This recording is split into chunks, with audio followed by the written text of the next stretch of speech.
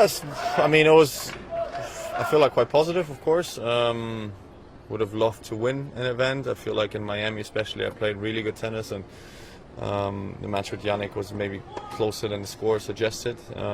Had my chances in the second set, but he won both tournaments. He was playing unbelievable tennis, best player in the world for sure on a hard court at the moment, and he deserved everything.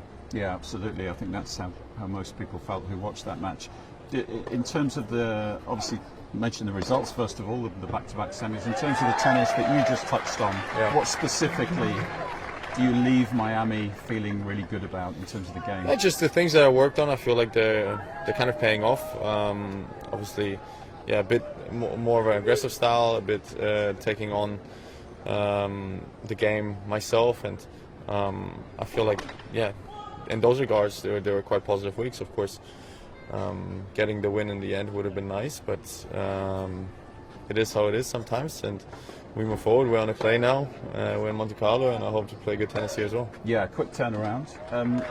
Just maybe describe how you manage that time period from leaving the US, you get back to Europe. How do you structure that period in terms of getting a bit of rest?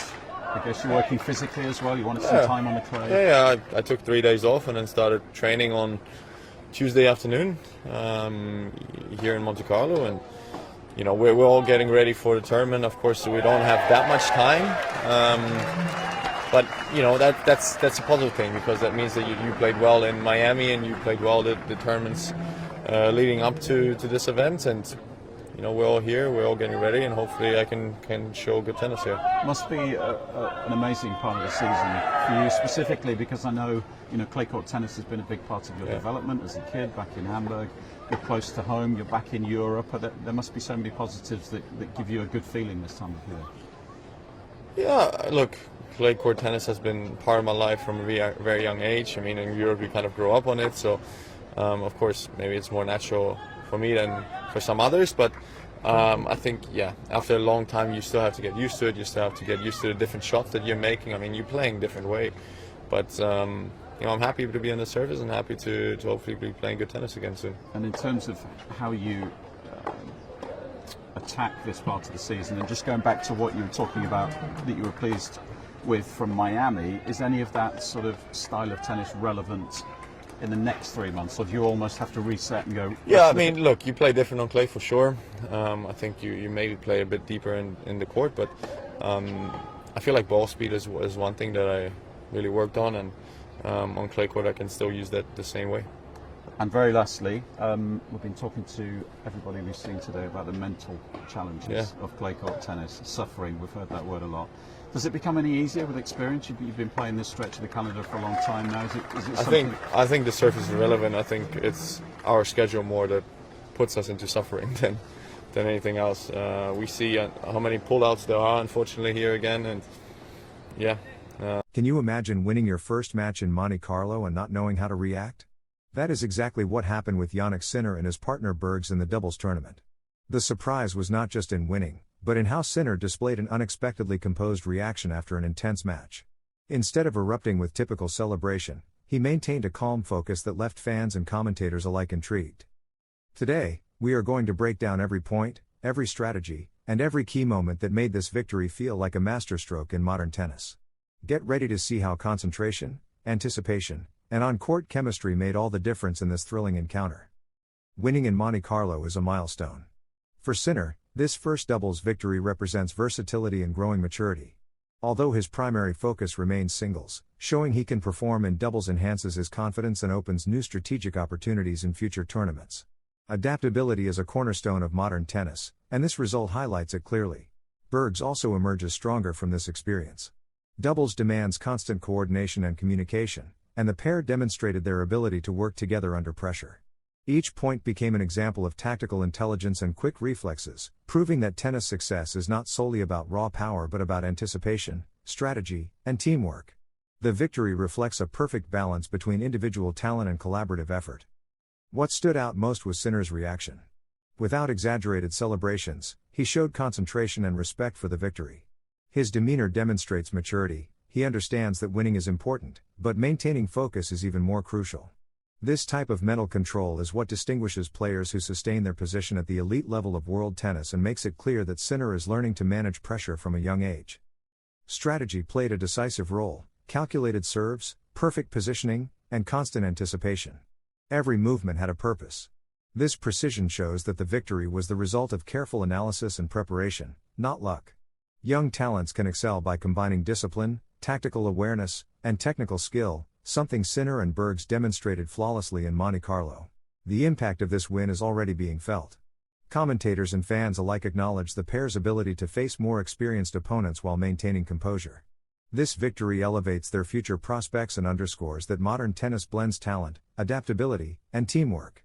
Each point offered a lesson in how to win in high-level tournaments. In summary, the match provides clear takeaways: preparation, coordination, and mental focus are as crucial as precise strokes. Sinner and Bergs showed that with strategy and discipline, young players can compete with and defeat any opponent. Their Monte-Carlo victory is not just an achievement, it is a message to the circuit: combining technical skill with mental maturity is unstoppable. Sinner's and Bergs' triumph marks a pivotal moment in their careers.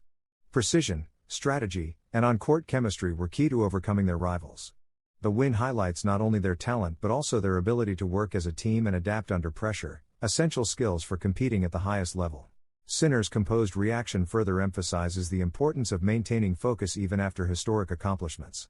This blend of mental discipline and technical proficiency shows that young tennis players are not just seeking individual points but are aiming to build solid, consistent careers on the professional tour. Monte-Carlo is more than just another tournament, it's a stage where history can be rewritten. Yet, does everything truly get decided in a single week?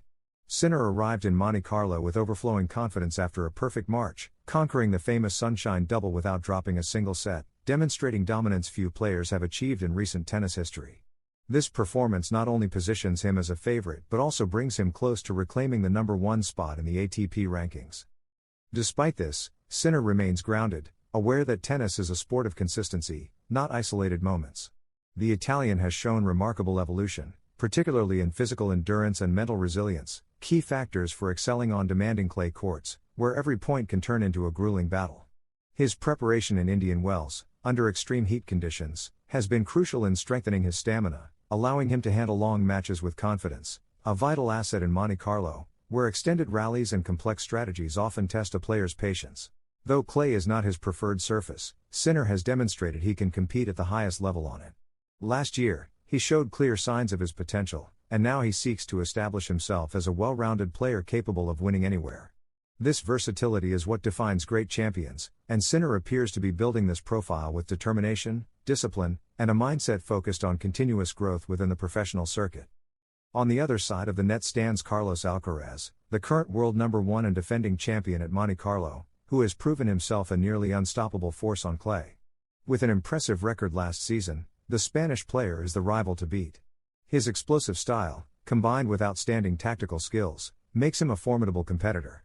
The rivalry between Sinner and Alcaraz is not only intense but represents the future of world tennis at its peak. The difference between them is minimal, just 50 points in the race to Turin, highlighting how tight the battle for world leadership is. Every match, every tournament, and every point can make a difference in what promises to be a historic season. This level of parity adds excitement to each encounter, as any outcome could shift the balance. Fans are witnessing a rivalry that could define an era in tennis. Sinner, however, emphasizes long-term perspective. The goal is not a single tournament but maintaining consistent performance throughout the season, accumulating wins and titles that reinforce his position among the world's best. His focus on building a solid season demonstrates maturity and strategic vision, essential for sustaining success on a highly competitive tour. Monte-Carlo is a key opportunity but also a test of endurance, strategy, and mental control, particularly against rivals with proven clay court expertise.